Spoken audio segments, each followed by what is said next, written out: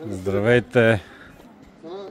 Това е в Кипър, Фамагуста, мъртвия град.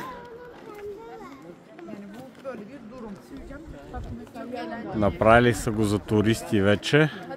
Не може да се разхождат по улиците, както е било едно време. 1974 година. Има информационни табла, информация, документи разни тук.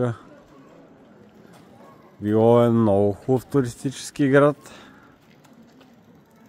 но враждата между гърци и турци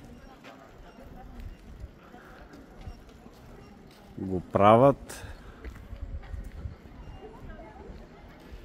несъприкосновен за нито един от двата народа и е замразен от 1974.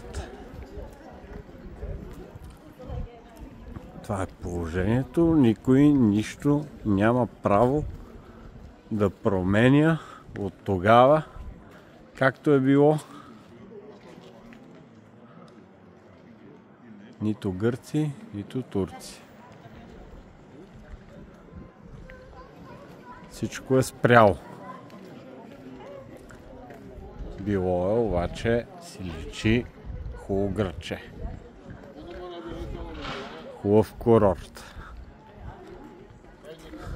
Тук е близо до морето.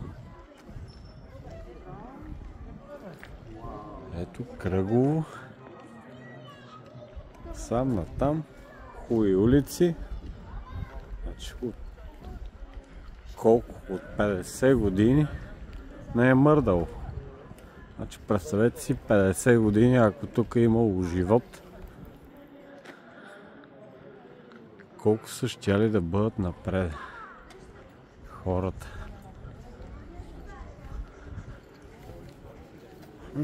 Поне са отворили вече за туристи.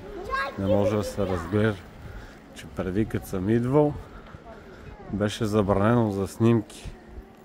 Нямаше такива улици за да можеш да се разхождаш. Беше оградено. Значи не ги е имало. Не са били допуснати никакъв вид туристи. Да, добре. Се включиме по-късно. Благодаря ви.